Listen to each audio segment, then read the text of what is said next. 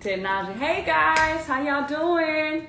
Thank y'all so much. Listen, Linda, I'm telling you, this weather over here in Houston is not giving us any breaks, guys. So we're gonna see how everything goes, and we just want to have a great time tonight. We're gonna do this live, and so man, for sure talk about some stuff. We got a lot of ground to cover as well. So first of all, how you doing, homie? Hey, what's up, bro?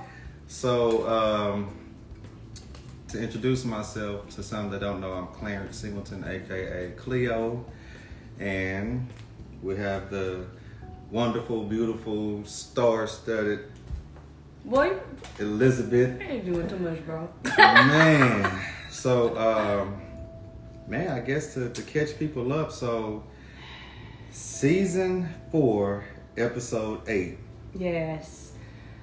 So let's do a little and listen. Now I might be a little old, so I'm trying to look at these comments. Somebody said, "Hey, Cleo." What up? All right. Oh, thank you so much. I appreciate all that. What's up, Terry? That's my girl, Terry.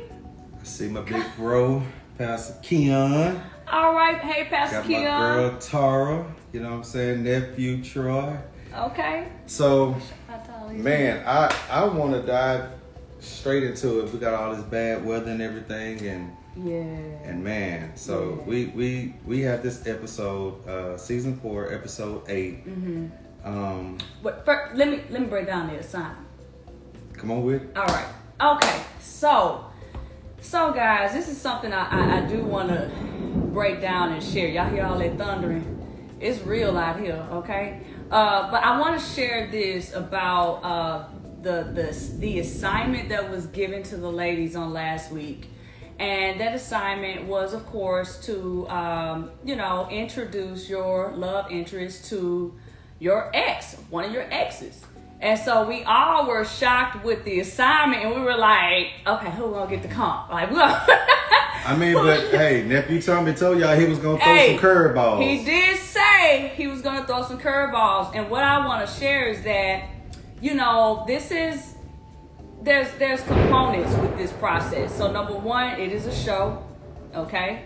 Number 2, it is a competition. There's a lot of thundering out there. I'm trying to tell you.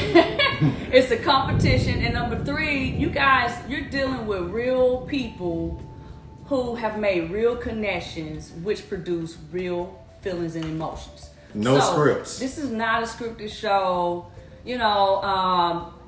This is not anything that somebody, told us, hey, you're going to make up these scenarios. No, everything that happened was real. Okay, so I'm just going to put that out there right there.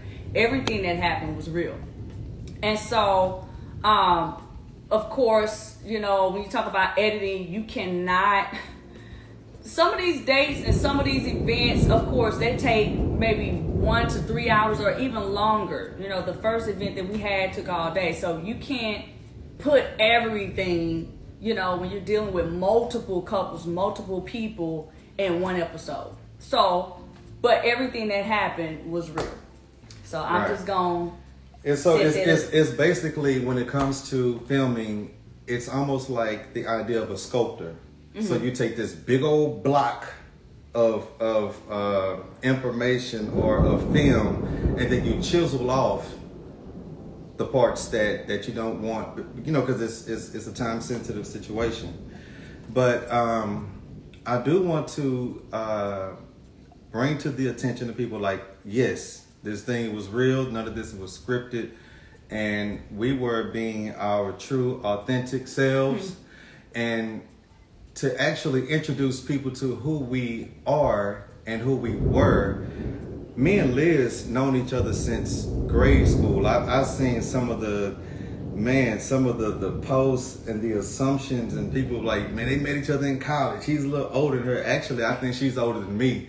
If we just want to be honest, you know what I'm saying? I'm just going to keep it 100. She really, I'm just saying, everybody else. Who got the most gray? That's all I want to say. Who got the most gray? Let's talk about Well, that. now you're talking about wisdom. Yeah, no. That's a whole nother conversation. All right, man, but we ain't gonna talk whatever. about that. Whatever, bro. So anywho, Make we me go sick. way back. Way back, high And- school. Right. Yeah. And we actually were friends, and then we decided to try to venture out into a relationship, which was shortly lived.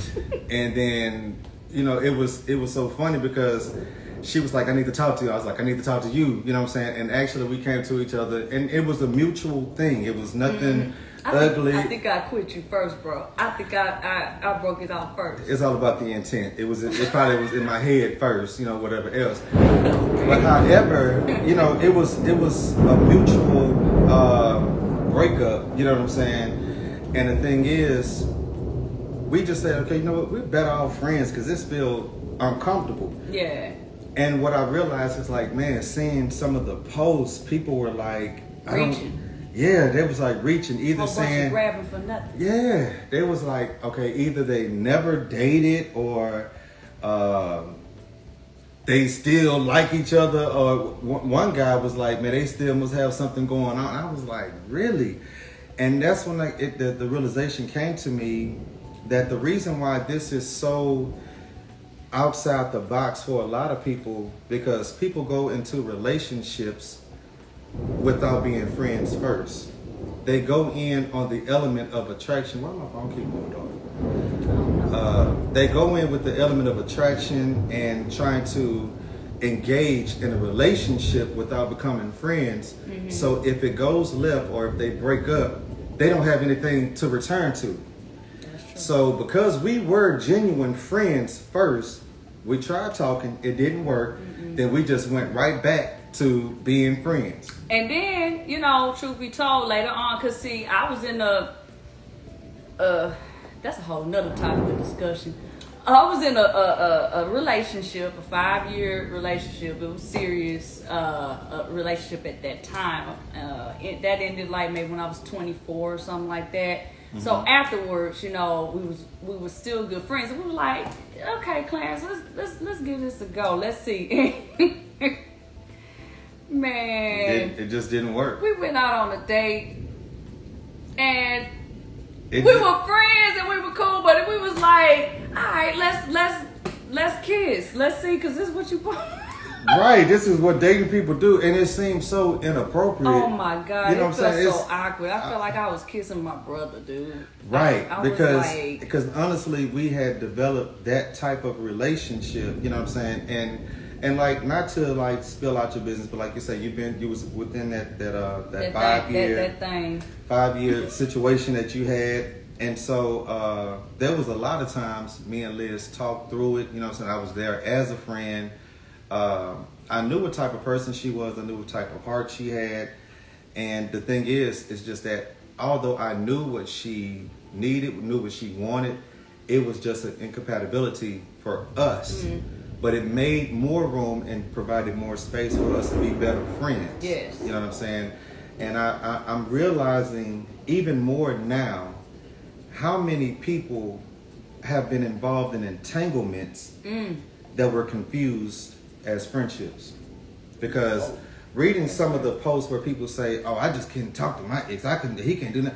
Well, I'm wondering, were y'all ever friends before y'all created a relationship? Because again, you can't go back to something that never existed. We were able to go back to a friendship because it was a genuine situation. We had that. And I think that that's where a lot of people kind of fell off. Yeah. You know what I'm saying? As far as their assumptions and everything. Right. So in essence, you know, the assignment was to bring an ex. Hey, I chose the best one to bring, someone that was an ex and someone that I knew that could come from a protective, like a big brother point of view. Right. So, you know. And I want to say this, being the ex is what qualified me to be on the show, but being a friend is how I was my opinion. That's what qualified my opinion about what was good for you and the things to where when I met David, so I did go in with an unbiased point of view and everything. So it's like we talked, and this is the part that was edited. You know, we had a conversation about things both positive and negative. But I'm the type, okay, well, the positive, nobody break up over the positive things. You know what I'm saying? Have you ever heard somebody say, okay, I ain't gonna be with her because she's beautiful, she have a beautiful personality, and she got a good job, her career set, No. When you tell me about the red flags, then that's what creates the negative. I'm like, okay, well, let's see if we can get past these problems, because there's no issue with the solution, there's the issue with the problem. So let's talk about that. Mm-hmm. And so to kind of sum it up, you know, we had a conversation, and I brought some things to his attention that didn't really quite sit with me. And I think that doing that, I feel like I was qualified to do that. You know what I'm saying? Yeah, I mean, I thought enough of you, man, to say that you're qualified, because I could have reached back to somebody else, but I wasn't finna do that. Because, and I know a lot of the women had to really figure out who were they going to bring, you know, into this date, you know. So, yeah, I mean, I know that you have the best interest for me, mm-hmm. and so I felt like that you was a great, you know, option for me to bring on the show. And it is true, you know, I have not been in a lot of serious, when I say serious, I'm talking about relationships, commitments that was leading towards marriage. So a lot of people get this notion that Liz, she just crawled from under a rock, she don't know how to deal with men. You was a cave woman, like you. She ain't got no experience. You ain't got no life. I ain't got no life. What? Man, please. I dated extensively throughout, you know, these 17 years.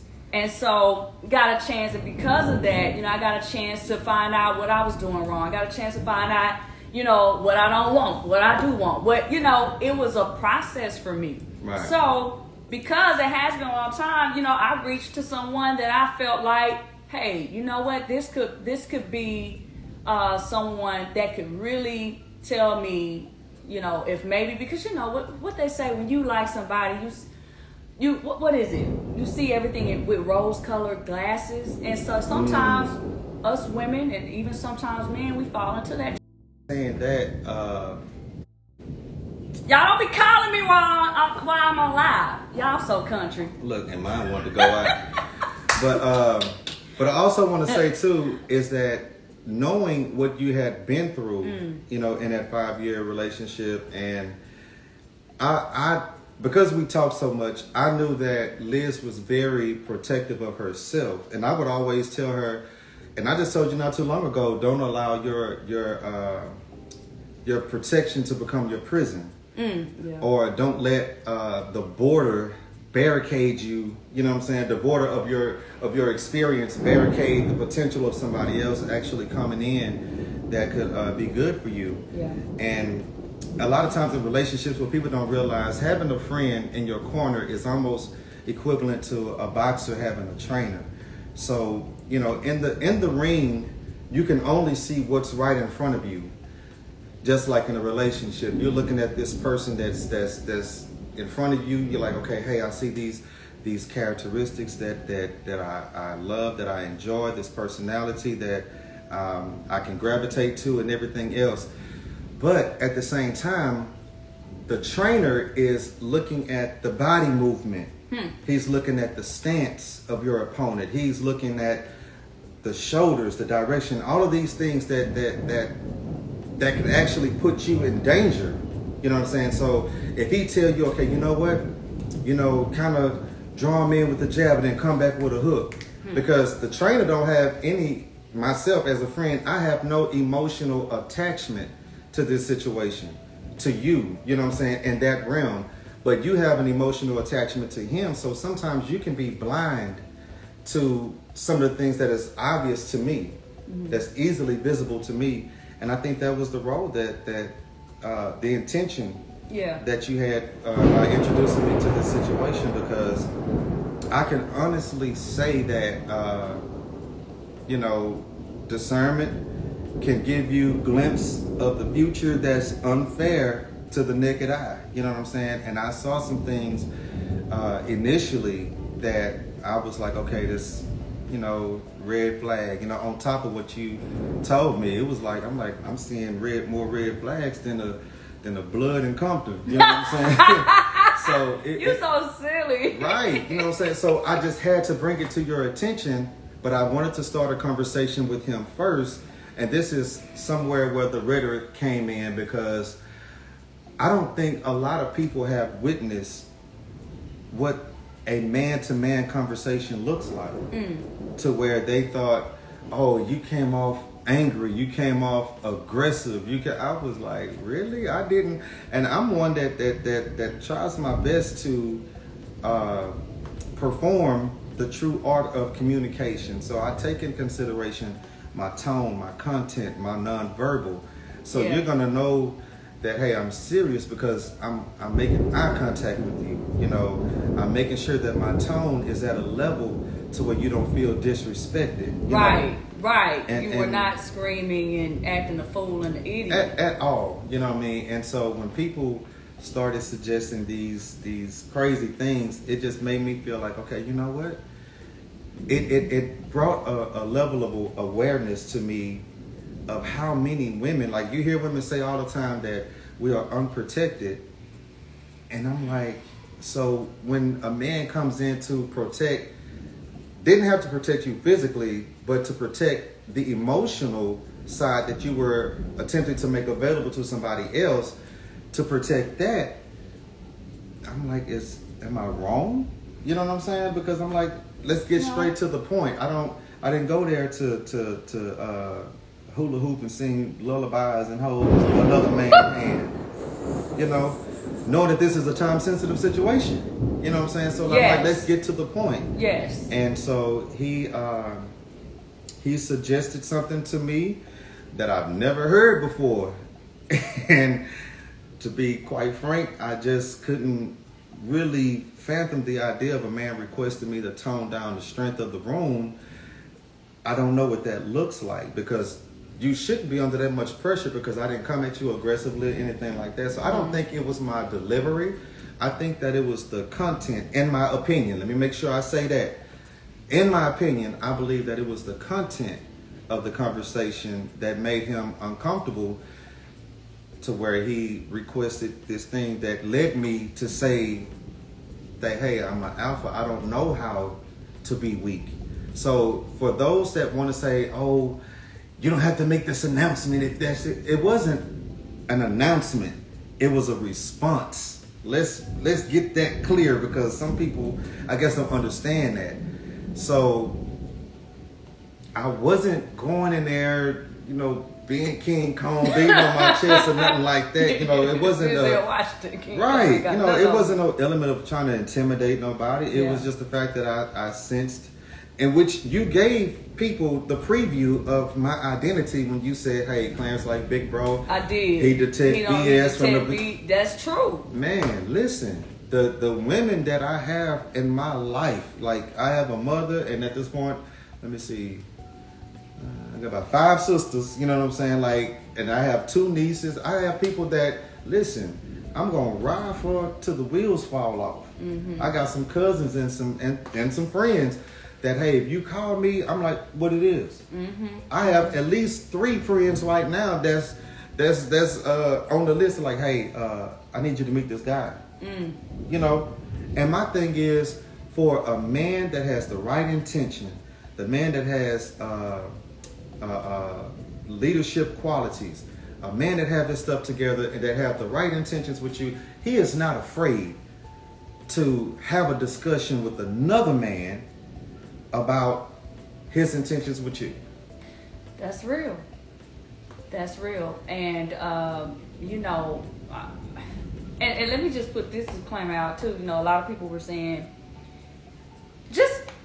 a lot of people were saying Liz need to get, Clarence is happily married. Happily married. And let me stop right here to say, shout out to my wonderful, Kiara, beautiful wife, who's in the other room. You know what I'm saying? We're trying to get, well, she just ain't got time. She just ain't got time for people like that. Yeah. But man, listen, this one of the most impressive things that that a man can find is a secure woman, a woman that's not afraid to support him.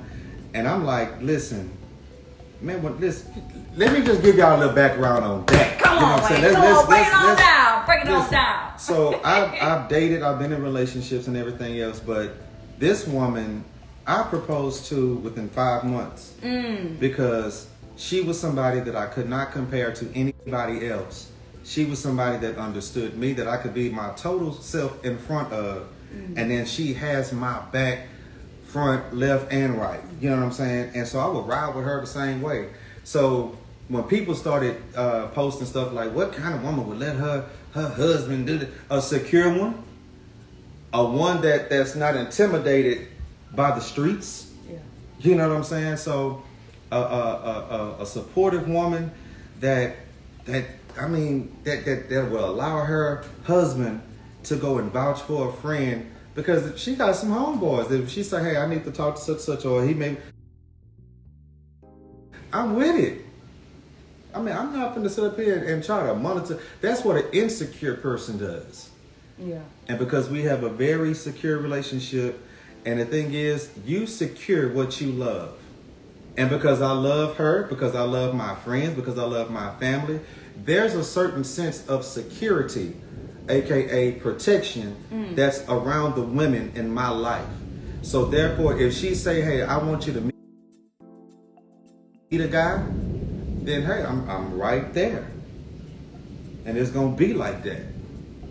Amen. But the thing is, if you know that your resume matches up, I'm not afraid of the interview. Wow. That part. Whoa. Yeah. Wait a minute. Say that one more time. That was deep, man.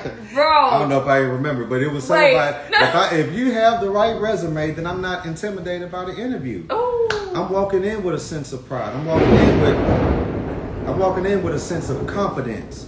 And knowledge breeds confidence. And this is the problem too. A lot of people are not knowledgeable of themselves. That's why they need other people to validate them. So that's why some people had a problem with me identifying myself as an alpha male. Listen, I'm confident in saying that I'm an alpha male in the tense that I meant it in, meaning that I'm a leader, not a follower. And if I am a follower, I'm following somebody that is more capable, or somebody that I'm confident that can lead me to where I'm trying to go. Matter of fact, I'm a protector. I'm knowledgeable in my craft or whatever I do. You can get behind me and I won't lead you astray. If I say I'm going to protect you, that's what I'm going to do. These are the qualities. If you put me with a wolf pack, I'm not going to be the last in line. Yeah. And that's what an alpha male is. I'm not going to back down when I know what I'm capable of. Yeah. So I don't have to deny who I am. And it's not an announcement again. It was a response. Oh, Lord. Because I'm confident. And my confidence is built on the knowledge that I have for myself, to where I don't need nobody else to validate it. You don't have to validate it, and you can't take credit from it. And that's why.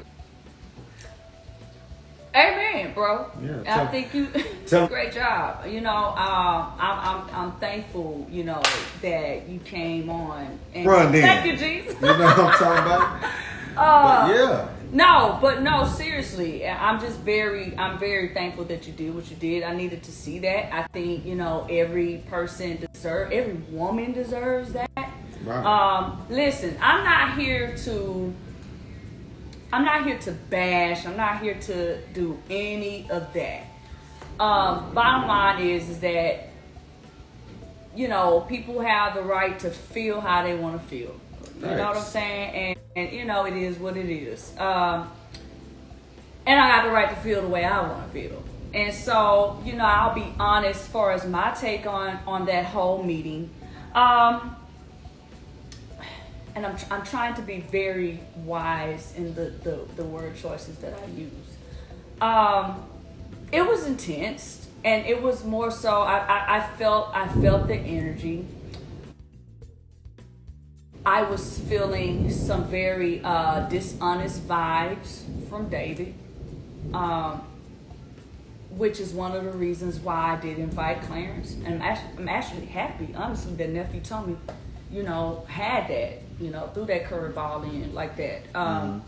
Because just like I had to be in the pressure seat when I was meeting friends, I met David's friends and I met Jason's friends, I was in the pressure seat. I had to, deal with that. So, but I felt, I felt some kind of way about what was being said. And you guys know, y'all saw the show. I said it in the professional that we did. There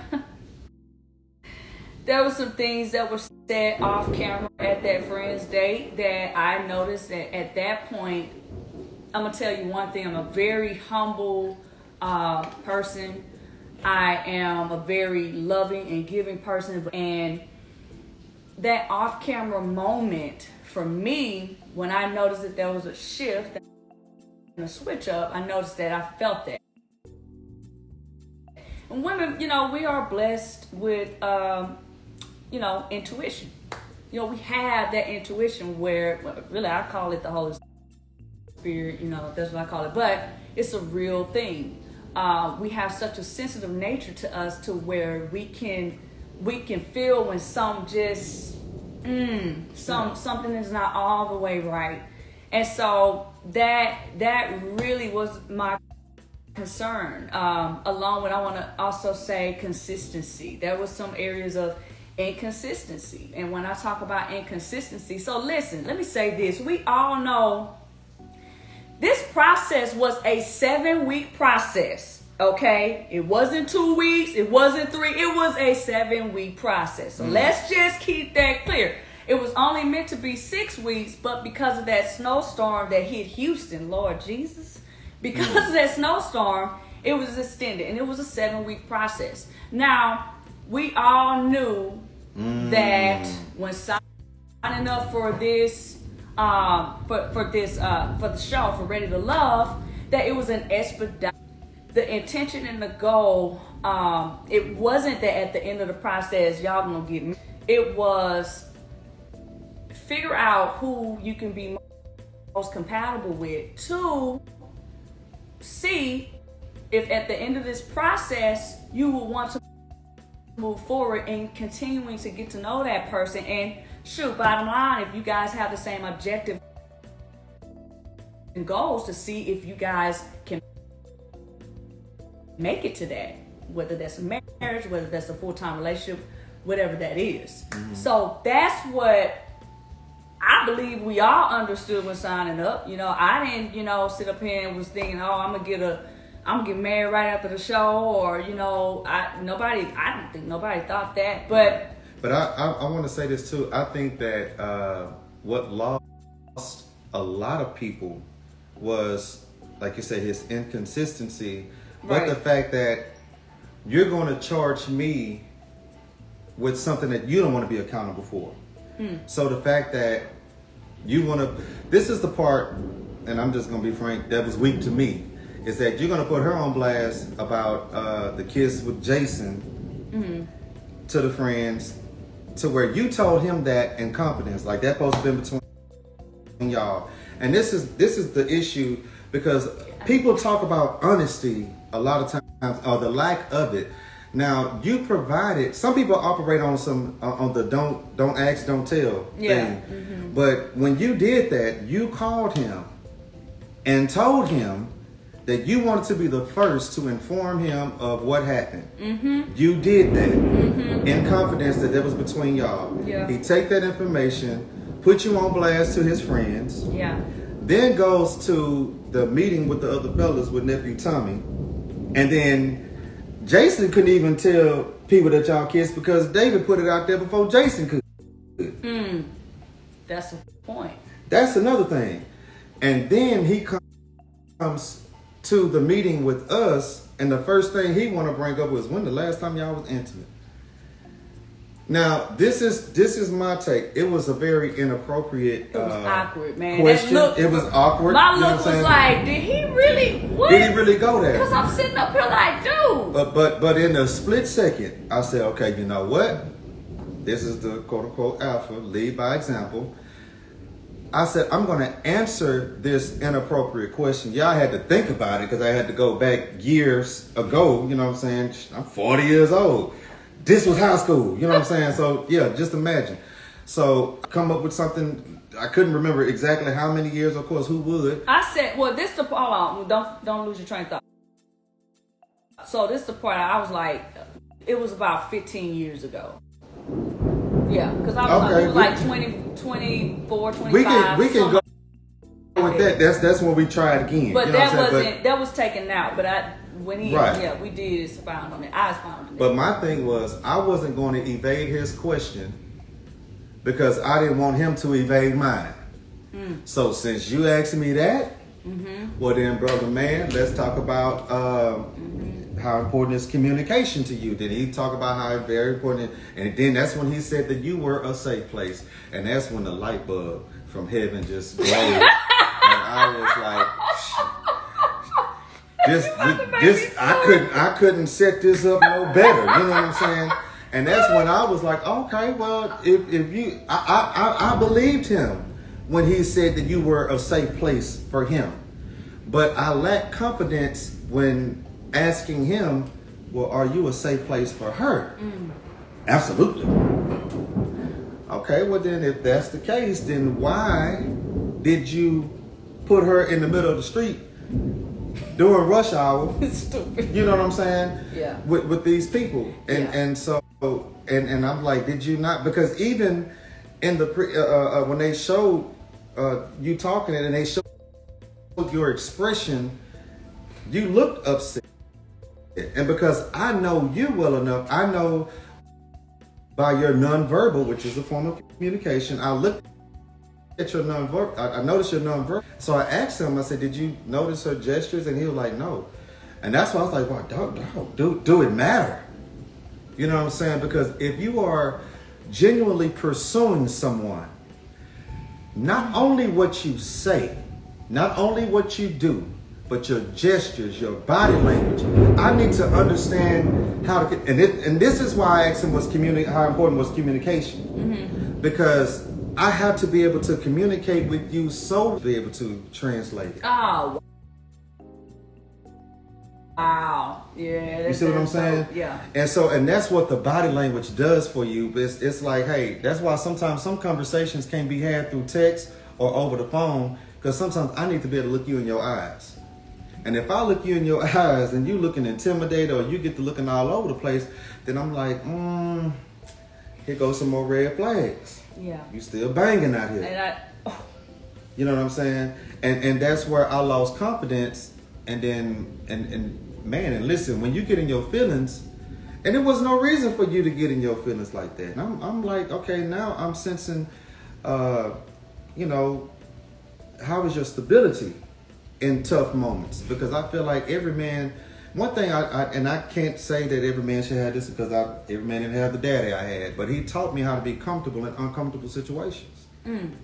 So I have to be able to adapt to the environment of a conversation that I may not feel like it's working toward my good, but at the same time, if I'm prepared for it, if I know I'm in the right, you know what I'm saying? And even if I'm in the wrong, man, just take ownership. Say, you know what, I could have did that better. That would have been that. That would have been a game changer. Let me tell you this. So that would have been the preferred, because at that point, then I know a person knows, especially a woman, man. We'll know that, okay, you know what, this person is being honest. This person is being true. Okay, let me see. He was truthful about it. Then, let me go ahead and see if I want to fight further for this. Right. And so it's like when you're not being fully truthful, and this is not just men, this is just across the board. When you're not being truthful about something, then you rob that other person of the option to fight for you. Period.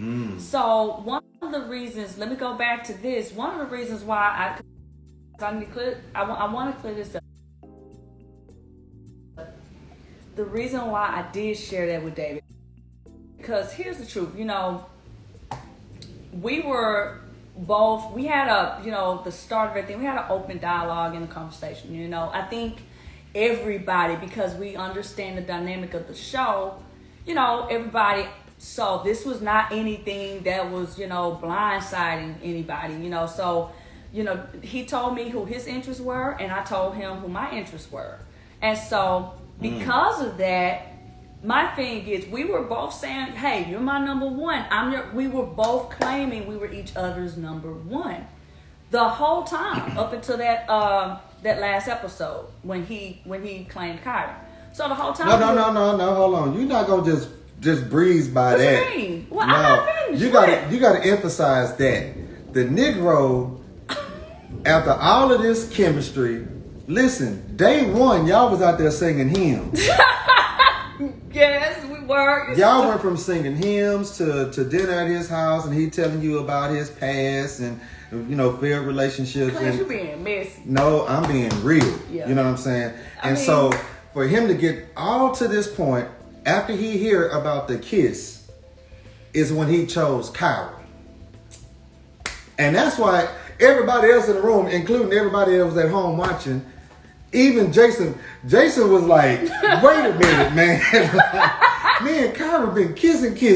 You know what I'm saying? And where everybody know. And that's where I was like, okay, so I was sensing some characteristics of being vindictive. You know what I'm saying? Because now it's like, okay, you know what? I've been rocking with you this whole time. And if I recall, did you remind him after the kiss that he was still your number one or something? Yeah, so let me, okay, I'm gonna break it down. Come on with it, because the people want to know. You a mess, bro. I should have had some real tea though. You a mess. So okay, I'm gonna break all that down, but let me first explain the reason why. Because the truth of the matter is, and I said this in the last episode, I don't owe you jack. I ain't got to tell you nothing, right. And I know that. But because the dynamic of this show, because I was on there for real to find real love, your motives and were my pure. motives were pure. I wanted to let him know. Listen, like I said before. Now, I was one of his interests. Mm-hmm. I'm not gonna straight up. He did, and someone else. I can't remember the other person, but he did mention like two other people. And I mentioned, you know, Jason was my interest, and I think I said Joel. Yeah. So we were very open and honest. Cool. So we already know the dynamic of this situation. We know it's an expedited process. We know that everybody is dating each other. So we're going to be open and honest. We know that every week somebody is getting eliminated. We know that when the brothers go back to the man cave, they're going to discuss and vice versa. So we know that. So my whole reason for sharing that with David in private was to not because I was ashamed that I kissed Jason or I had some kind of feelings of, oh, I'm being disloyal. No, it was just me having the character to let him know so he wouldn't be blindsided, because I cared for David. That's the truth of the matter. I cared for him, and you know, I didn't want him to be blindsided. It's a dating show though, and it's also a dating show, so that don't mean that there is no exclusive relationships in this process. Right. Set time to spend to get to setting a time to spend with somebody in order to get to know them better. Yeah. So, and that's what y'all were doing. And so, because the vibe was so strong or intense at the moment, that's what led to the kiss. Yeah. But now, after all of that, you chose to invite him to what could have been a private situation just between you and Jason, but you chose to tell him, which was consistent with who you said that you were from the beginning of the show, being a God-fearing, being an honest woman, blah, blah, blah, blah, all this kind of stuff. That was your consistency being displayed. Yes. You did that. And then on top of that, he put you on blast. Yeah. So that, yeah. I'm just saying though. Yeah, that happened. So that was the whole reason for me telling. And I just want him to know that I'm not trying to play you. Right. You are my number one. Especially after he told you about his past. Yeah, that too. Me knowing your past and stuff. So my thing is, I want to reassure you, even though this is dating, you're still my number one. And, you know, that was the reason. So, you know, I'm not sitting up here playing games with your heart. And I do not want you to be blindsided with this information. Because if I wouldn't have said nothing, it would have looked like, oh, Liz playing games. What? No, I ain't got time for that. Too old to be playing games. So that's why I share. I think it's important for people to know. That's why I share. And so from there, you know, we had a heartfelt conversation. You know, I'm thinking we are good. He's saying we're good. And I even said to him, I said, you know what? If this changes my position with you, let me know. Just be open and let me know if this changes my position with you. And if it does, I'll understand. And I said, and even if you did, this is in the conversation, even if you did kiss, you know, someone else, I understand. Why I understand? Because I understand the dynamics of this whole situation. Mm-hmm. I don't belong to him. He doesn't belong to me. I can't state like claim, you know what I'm saying? I can't do that because we're dating, so I can't do that. You cannot start building on the property that you have yet to purchase. You and these sayings, boy. Man, I'm just that's true. That's what it is. That's true. So, yeah, so me, that was me sharing. Now, it's unfortunate. I mean, you know, like I say, he has the right to feel the way he feels. I'm not finna, you know, if he felt some kind of way, my only thing was be fully open and honest and let me know, you know, from the previous discussion we had. If my position has changed, just tell me. And so with that moment with the friends, it struck me because I'm thinking we're on good solid ground. And I was just shocked when that happened because I'm like, wait a minute. It wasn't only what you said, it was the emotion behind what you said. And I can look in somebody's eyes, and like many people can, or you can detect whether or not somebody, you know, if it's a jab or if they're really not okay with it. It wasn't said on the front of, oh, you know, this is how wonderful you are because this. No, it was literally how I said in the confession. When I expressed what I did earlier that day, it was, oh, did you kiss him again? And I was so taken back by it. I'm like, the hell? Right. I was like, do they know about this? It's like, no. They know now. And at that point, I was embarrassed because I had to, at that point, for me, and he mentioned in the date, he mentioned that, you know, hey, Liz, you know, for me to get to know you better, let me know, you know, I'm learning you. So let me know, you know, if things should be off limits, I shouldn't say. But I'm like this, we grown, bro. And no, he said we grown. He did say that. He said that, but I'm saying in my mind when that was said, right, I get it. I'm like, we are grown, like, you know what to share, what not. If I'm meeting your friends for the first time, discernment should have told him that. Why would you share that? And because they can look at me as like, oh, she kissing somebody. You know, that's not a good look. And so someone said too, Liz accusing him for doing the same thing that she just did when I told you about what happened. What's wrong with your phone? I'm just setting this up. Go ahead. Don't pay me no attention. Yeah. So they were trying to say that it was the same thing because the motive and intention was totally different.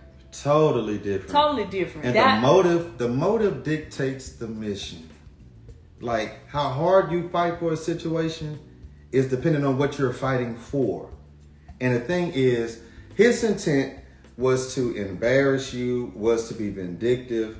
At least that's how it came off as a viewer. Let me say my opinion of his intention. Yeah. Came off as if him being sensitive, vindictive, emotionally unstable. So therefore it was kind of like, let me get you back. Let me, you know what I'm saying, put you in a position to where you may get voted off because I really don't like what you did, in a sense. That's how I perceived it. I'm gonna speak for the people because I think that's kind of what they want to hear too. and I think that's how they feel too. Yeah. And so to me, it's like, bro, whose side you on? You know what I'm saying? Are you on Liz's side or are you on your side by yourself? Because this is kind of selfish of you. You know what I'm saying? Which takes away from saying that I'm ready for love, because of one of the first components of love is being selfless. Yeah. So I wouldn't put out a person, I wouldn't assassinate the character or even chance assassinating the character of somebody that I'm pursuing. That's just my take on it. Yeah. That was a, Somebody said that's how you got Stacy eliminated. Oh. After all of this, I really can't argue, but I would still say this. You know, at the end of the day, people are entitled to their opinions. They're gonna have them. You know what I'm saying? People are gonna question your motives, and this is what I've learned. You can actually give clarity to what you said and to what you've done, and people are still gonna take that and twist it to match the convenience of what they may lack. Because what I've read, even in some of the posts, it's like you have people coming up with these opinions and these assumptions and even these accusations based on what they would do if they were you or if they were me. So that's the part to where I'm like, it's almost comical, and you almost have to expect it. It's like one of those damn if you do, damn if you don't type situations, because it's like no matter what you say, whatever you do, some people say, okay, he got paid. I'm like, man, please. Man, listen, I'm still waiting on that check if they was cutting them. You know what I'm saying? But you know, I'm just like, wow. You know what people will come up with to, I guess, bring satisfaction to their opinions or their imaginations. You know, but I think ultimately at the end of the day, and we can kind of, I guess, bring it to a head at this point. It's like, I want a person to say that you did a great job on the show, that you're doing a great job on the show. And for the most people that I've talked to, you are the one that they are impressed with the most. You know what I'm saying? You've been consistent from the beginning to this point of who you said you were and what you're doing, the way you carry yourself with class. I mean, you showed them a little edginess when you popped up at the masquerade, caught everybody off guard. You know what I'm saying? You showed some charismatic type things when I think it was with the basketball game or something like that y'all did. Oh, so yeah. So you showed different elements of your personality. Yeah. But even after all of that, some people will still place you in the box. You know what I'm saying? Yeah. But that just means that, hey, the person that's suitable for you will notice that, and they will, you know what I'm saying, pursue that, and we're going to see what happens on that. But I know for me, hey man, I was invited to the show. People was like, you know, dude was, he just trying to... Wait, he an opportunist. Opportunist, or he, one person went ham. They was like, he's a fame seeker or something like that. I'm like, man, look, because I accepted an invitation from a friend. But, you know, hey, it is what it is, man. Yeah. So. You know, in all things, man, you know, you're right. I will say this, man. I will not take away this experience. If I had to do it all over again, I definitely would do it again. I would want to meet the same people again. Me sharing my story is not trying to paint the picture that David is a bad person. I definitely do not think David is a bad person. I don't. Me neither. I don't. I just feel like he's not for you. It's just my thing. We'll see what happens. We'll see what happens. But you know, but that's I definitely want to share that. You know, because when you connect with someone, there is a reason why you connect with people, and there's a good that's in that person that you're connecting with. You see something, you know, beyond, you know, maybe different issues or what have you. So I definitely want to put that out there, but I am telling my truth, and I'm not even telling all my truth yet. Mm-hmm. I'm trying to be very wise in how I tell my truth, because my whole thing is not to hurt anybody's feelings. And you know, what's the one? what's the one thing about me that you know about me when it comes To what? me being wise and not trying to hurt nobody's feelings? I mean, yeah, sometimes you can be like overkill passive. You know what I'm saying? Like, I'm just saying. I mean, not passive. But what I'm saying I'm is sensitive, right. Clarence. So it's not that you're. Twist it out. No, don't get it twisted. I'm not saying that you're Fix it, naive. bro. Fix it. You're not naive, but sometimes you can give a person more credit than they deserve, or let me say more chances. You know what I'm saying? Yeah, so it's that's like right. I think that sometimes I'm gonna get you a shirt made that says game over, insert coins. Because sometimes you give people, continuations that should be, deleted from the situation. You know what I'm saying? But I do. But I have a sensitive heart, and it works for me. And sometimes it might get me a little trouble. But thank God, I also have discernment. Right. But I also want to bring to the notion too, because it was said too, like he's the expert reason. How come they didn't work? And this was the thing, and I posted this in one of the comments. We were, even in high school, and I thank God for the wisdom to understand, even then, that we were better off friends because we weren't trying to force something that didn't fit. Mm-hmm. Versus some people are out here, man, regurgitating the same, giving people the opportunity that showed you that they are not there for you. Mm-hmm. You know what I'm saying? That this situation don't work. So I'm going to thank God on that point, to where even in high school, we understood that, hey, man, this ain't for us. Because now being able to admit that then made it a whole lot easier through life to say, okay, you know what? I'm not going to sit here and try to force feed this relationship. I'm not trying to make this thing work because I don't want to be alone. Mm. And I want to advise to a lot of people to take the moments of your singleness or the solitude to actually learn more about you, to where you won't need somebody else to validate who you are or who they think that you should be. Yeah. Because the knowledge of yourself will determine who you choose to be in a relationship with. Mm. And there's a lot of people that don't know themselves that's out here. They just like, man, it's like whatever hit they line, they're gonna reel in, they're gonna take home. But it's like once you become a skilled fisherman, I love fishing. People that know this about me, I'm an angler.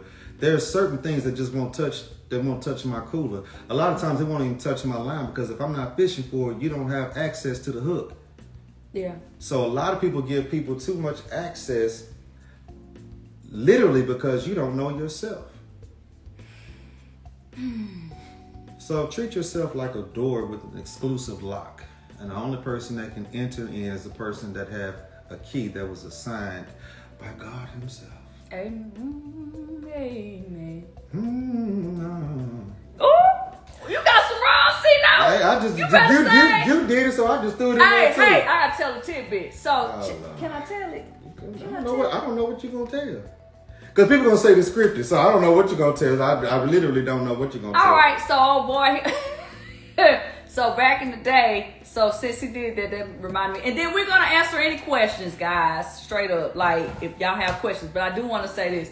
What's so cool is that when Clarence, you got licensed to preach, to minister, like back in the day. To men and women, it's desperately needed.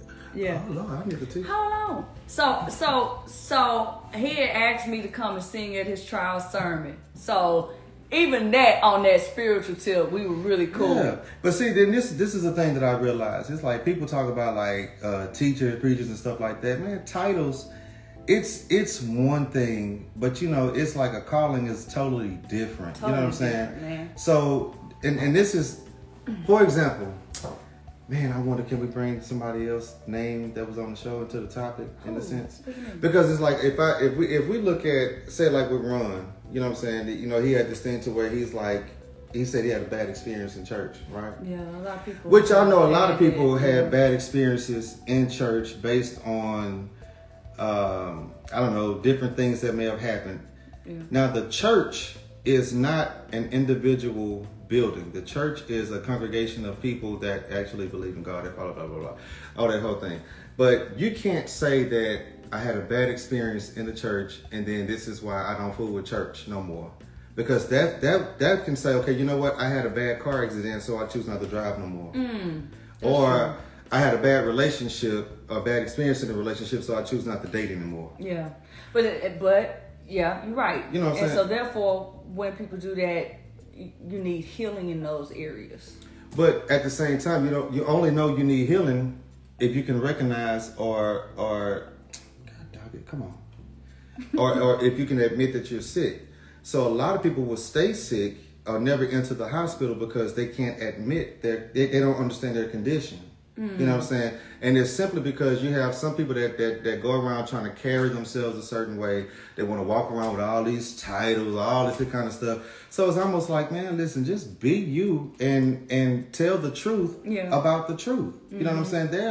There's nowhere written that say, okay, you have to wear a suit and tie, or that you have to look like this, you have to talk like this.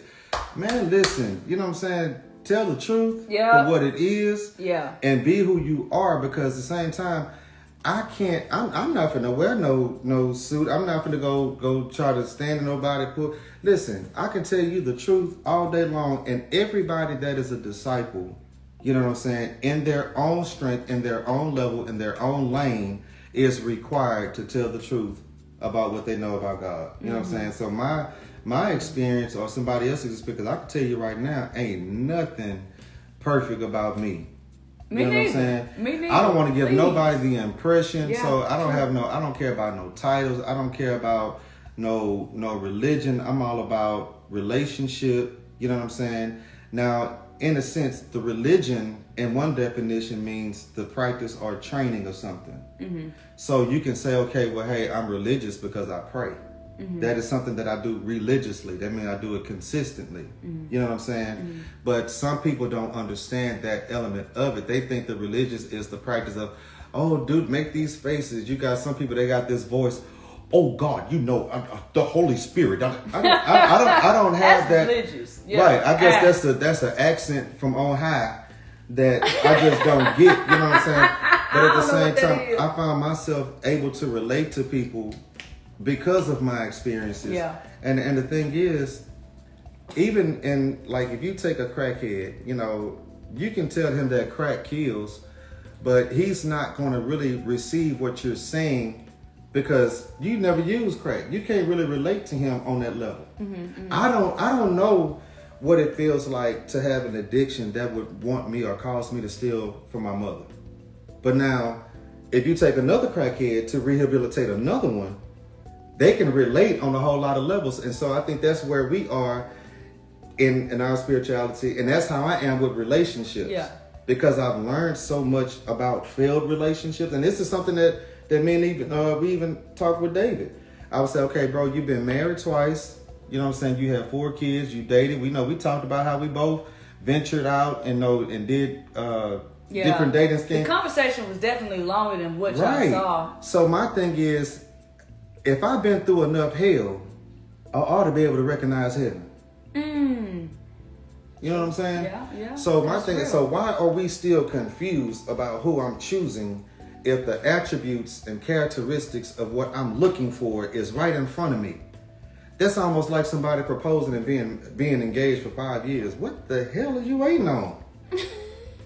What you gonna learn in year 5 that you didn't learn in year 4? Or 3. So that means that somebody's not asking the right questions. You can ask a bunch of questions, but it's something about the right questions. You can have a bunch of conversations, but it's something about those quality conversations. You know what I'm saying? How do you act under pressure? How safe am I having a sensitive conversation with you? These are things that people need to talk about. And that's what I would love to see more, and as well as the men actually protecting women. But, that eye roll. Well, we labeled aggressive if we do that. You know what I mean? Oh man, this is good stuff. Any questions? Any questions, guys? Thank you so much for staying on and listening. Somebody said you better teach. Hold on. Wait, I got to do this. I don't understand those long. I don't either, man. It was a question on there, but it definitely it went too fast. Yeah. Okay, because you did tell the people we're gonna answer questions. Yeah. So at what point does this sing on the show start to? Oh, I did sing. Hey, Miss, my sister Roberta. I did sing at her wedding. Wow.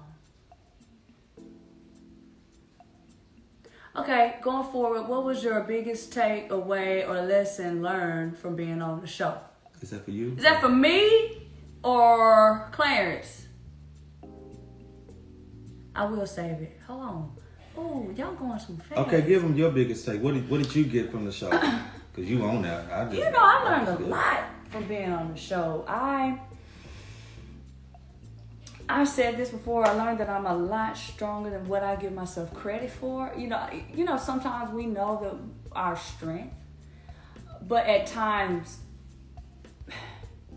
once you're put in certain situations and predicaments, that's when you really find out how strong you are and how you're able to overcome obstacles and different things like that. Especially more so in this truncated dating scenario, because this was like packed and dating so many different people, and so I would say that is what I learned. And let me see, man, honesty goes a long freaking way. That's all I'm gonna say about that. I also want to say this too. I tell people all the time, there's a difference between the truth and honesty. You believe that? Have we ever had that conversation about truth and honesty? Oh no, break it down. I think that's a perspective that's kind of like hidden, that people don't really. Okay, so the truth is what's not a lie in a sense. But at the same time, even the truth can be manipulated. Case in point, I can tell my wife that, hey, I'm gonna be gone for an hour, so I'm gonna go to the grocery store and go to the gym. Now, for 15 minutes, because the grocery store and the gym are right next door to each other, I went in the gym to get my favorite protein shake, and I went to the grocery store to get the milk I like to mix it with. Mm-hmm. That took 15 minutes. Mm-hmm. But another 45 minutes, I was chilling somewhere else. You know what I'm saying? So when I get back and she asks me, where you been? Oh, I've been to the grocery store and to the gym. I didn't lie. I told the truth. But I didn't tell all of it. Right. Because I manipulated what I wanted you to know about the truth. Now, honesty, that's when the filter is taken off and I'm going to tell you everything it was, everything it is, and I'm going to leave it with you to where you can make the decision whether you want to stay or whether you want to leave or how you want to. I cannot dictate your reaction when I give you the honest truth. You know what I'm saying? Yeah. So I like that. That's good, Clarence. Right. And this is where I commend you, because again, you have some people that operate on the don't ask, don't tell. If you ask, then I'll tell you the truth. And I can still manipulate it. But if I make the decision to say I'm going to come to you and provide this honesty, don't like, hey, this is what happened, such and such. It's up to you to do what you're going to do. Yeah. And so I think that honesty can provide you with so much respect at the end of the day. I may not even like what you told me, but the level of respect that I'm going to have for you is going to be on a such greater level. Amen. Y'all, we so far away. Now, somebody did ask, hold on. Somebody asked earlier because I read it. Did she connect with Jason before the masquerade ball? Oh, that's a good question. There's 2 questions I saw. Yes. That's a good question. So 2 questions. I'm going to go back. I saw one. And did I connect with Jason before the masquerade ball? Yes, I did. I connected with Jason. Me and Jason actually connected at the mixer. We connected at the mixer. And we stayed in contact with each other throughout the process. So that was not the first time that me and Jason, connected. There was a group date earlier on. This is funny, but there was a group date earlier on where you saw it was me, AJ, Alexis, and Jason. So we were all on that group date. And then you saw that part, and we were playing cornhole. So you saw that part of the group date, but also at the same time, there was another group at the same location that was on double dates as well. So yes, so I connected with him at the beginning of the process. But I will say our first one-on-one date was that date that y'all saw. That was our first one-on-one date, but we did have group dates. So yeah. There was also a question. I love you too. Thank you. I have a question right here. Okay. You want to take turns with it? Take turns, yeah. Okay, so somebody say, what are the characteristics of a true alpha man? Oh, that's good. One thing that I learned a long time ago that I think best describes the alpha man is what I would consider the best combination of a man, which is steel and velvet. I learned this, man, the wise man told me this. He says, the steel represents the ability for you to make logical decisions in tough moments, to put yourself in a position that may be uncomfortable for you, but it's beneficial for your family or for your loved ones. That's the steel. The velvet is having the ability to tend to the most sensitive needs of your loved ones, to where you can have sympathy, you can have empathy, you know how to be vulnerable, you know how to be emotionally available. So to me, the alpha male is being both, having the components of steel and velvet. I hope that answers your question. Yes, that's good. Why do you think you and Kyra connect with the same guys? I missed the rest of that. Because, I mean, you know, I think there are great qualities in those guys. You know, like I said before, I don't think David is a bad person. You know what I'm saying? But everybody's different, so that's why you go through this process. You got to get to know people. As far as I know, me and Kyra connecting with Jason. Jason is a great guy. Like, literally, here's the thing. Because the show, you know, you can only show so much. There are some dates that you guys didn't get a chance to see because they're trying to put all this stuff into a show where everything makes sense. So there are a lot of, you know, things that with Jason, you know, that y'all didn't get a chance to see. So, and I'm sure with David too. So these are great guys. I will say this, that the producers, I think the producers, in all honesty, I think the producers and On Network did a good job at casting. You know, I really do. And you know, from the women and the men, different varieties, different types. I think they did a great job with that. You know, we were, you know, we had to go through a test of stuff. And so, yeah, I hope that answered your question. Somebody asked, Clarence, do you think the show is actually a good idea to find love? That's a good question. They asked you that. That's very subjective. But I think what I would say, I wouldn't say it's impossible, but I think that it's even possible to be on the show and then love find you. That makes sense? Say it one time for people in the back. So some people are actually on the show to find love, but they won't find it there. Mm-hmm. But there may be some cases where somebody may see or admire or pursue a person on the show. That way, love may find them because of the show. Yes, I got you. You know what I'm saying? Yes. But I do think it's possible for if you have two people that have the right motive, that's intentional and that are very aware of themselves. Mm-hmm. Because ain't no need to be trying to get to know you and I don't know me. How I'm going to introduce you to my core and I haven't discovered my surface. You know what I'm saying? So I think people need to identify who they are before they try to how can I introduce you to the me that I haven't met? That's a good one. That's a good one. I like that, C-Note. What's another question? I'm trying to. Okay, Clarence, why do you think Liz is single? I gotta read that, bro. Go ahead. Why do I think she's still single? Hey, this your opinion.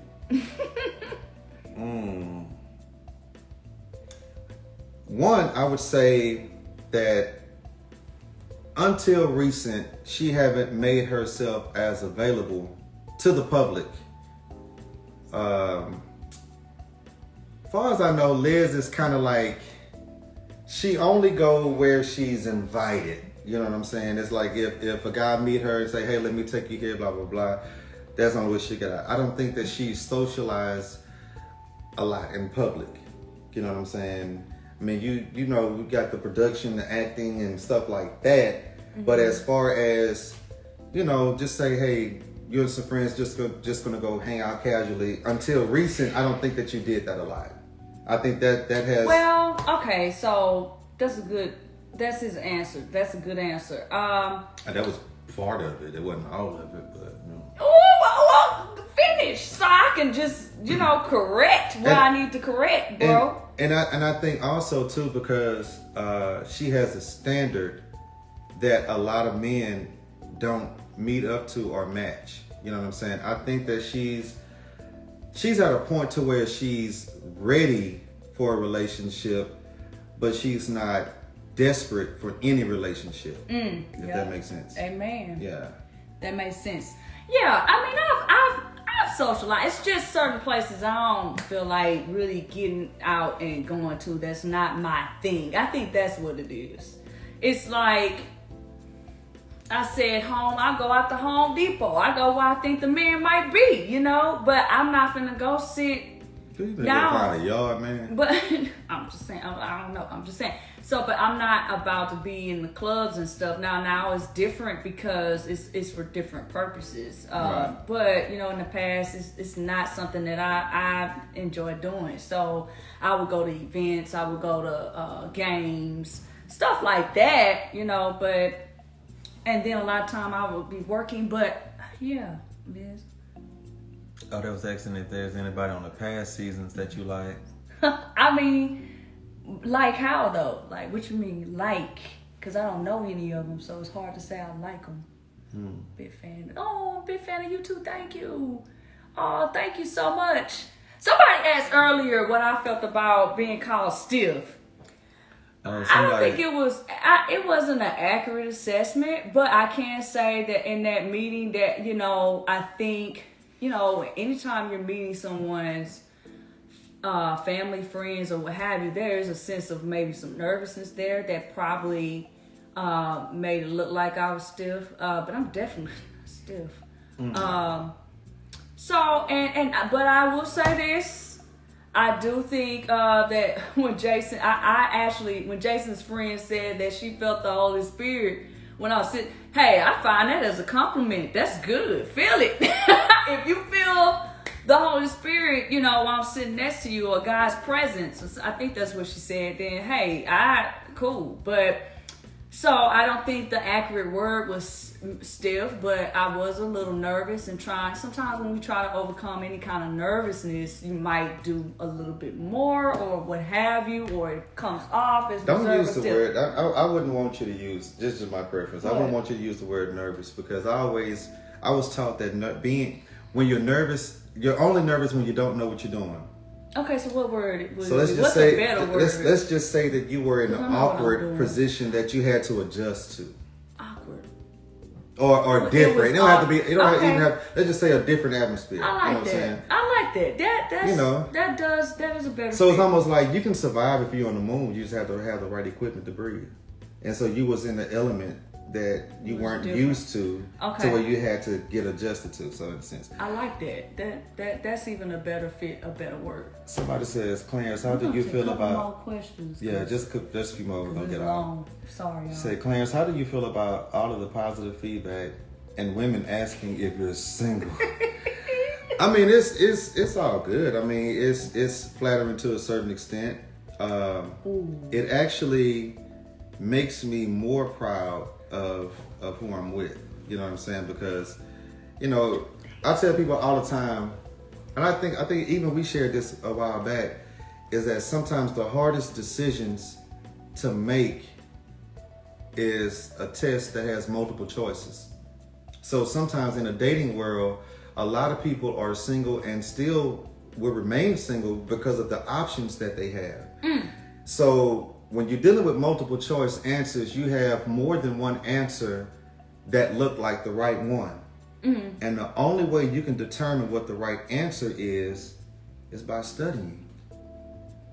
So it's like you have to do some deep down study yourself, of course, and then you have to study what you know that you're compatible with.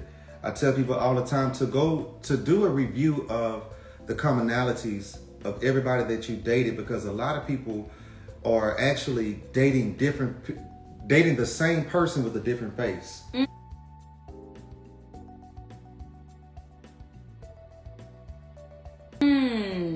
Because they have yet to see, okay, what is it? She's just a celebrity all over the place.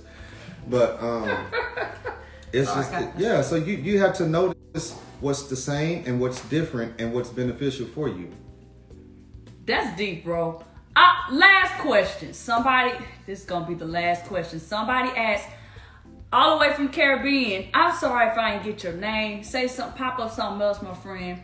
But she said, I'm sorry. But they said, how did I feel when David stood up over me? That's a good question. That's about to open up a whole nother can. Because you ran from me, but you stood over her. I didn't mean to say that. I said that out loud. You said that out loud, bro. My bad. Messy, man. Observation. You know, I will be honest. In that moment, I didn't know what I said. You know, I didn't know, like, you know, I hadn't talked to him in a minute since that, you know, the last time that we met, when he met Clarence. So I didn't really know what kind of to expect. And so it's weird. I was uncomfortable, but then at the same time, I didn't have any fear. You know, I didn't have like a sense of fear for my life or nothing, but I was uncomfortable, and I'm not used to that kind of interaction. You know, I was blessed to be raised in a well-rounded home. You know, I had my father and my mother with me. I was really blessed to have that in my life, and so my dad, you know, showed different. that's all I can say. And I did a go and check. I kind of did a morning activation, a Monday morning activation that I do every morning. I'm starting to do, guys, so check that out every Monday morning at 8 a.m. and kind of share with kind of like how my dad instilled certain things in me and kind of my background behind me standing back up and why I stood back up. So go back and look at that. But so it wasn't like I was fearful or anything, but I was uncomfortable. And in my mind, I'm like, well, if you stand up, I'm gonna stand up too. And I knew that there were a lot of people on set. That's what y'all do have to understand. There were a lot of people on set that day. So I didn't feel like there was But that even says more about. Okay, go ahead. Hold your thought. So I didn't feel, you know, fearful, but I am the type of person that won't back down for nothing, you know, even though I'm sensitive and I'm sweet. I ain't no punk. So not that I was gonna fight him or nothing, but I have certain things that's been instilled in me from both my parents, you know, to stand up for yourself, and also some of my background and what I've been through as a child. And so I talk about that on my a live I did this past Monday. But yeah, that was my take on it. I mean, I hate that it got to that point, but it did. Yeah, that's how I felt. What you was gonna say? I'm not gonna even say that, but I want to say though that I really did enjoy this. Yes. You know. Me too. And I'm just assuming of how I'm just thinking about how entertaining what's going to be said after this. So just, you know, I'm already thinking ahead. But I just want to leave people with this, that me and Liz, we've had a beautiful relationship for years. I'm glad that she's a part of my life, that God has allowed me to meet someone so genuine as a friend. And I just really hope that God blesses her with a man that's going to bring the table as well as things on it, as far as, and I tell men all the time that as a man, you know, a man is going to think about tomorrow, yesterday. You know what I mean? And one thing that my dad was, everybody that know me, they know that my dad was a bad dude. Mm-hmm. And I understand even more now the difference between myself and a lot of other males or men is sometimes they miss that component. So I also want to encourage the men, if they have sons, daughters, you know, teach your sons how to be men, and teach your daughters what to expect from a man, how to identify, how to recognize a man. Because you have a lot of wolves in sheep clothing. They have the presentation, but they lack the personality. You know what I'm saying? They have the look. The outside is so convincing. Deceiving. Yeah, but the inside is so, and it's almost like, you know, in the sense, you know, not to go just sound out Bible and everything, but at the same time, deception is the devil's number one tool. So it's like I can give you 10% of the truth just so I can give you 90% of a lie. And some men understand the fact that, hey, I ain't got to lie to her. If she liked me enough, she'll lie to herself.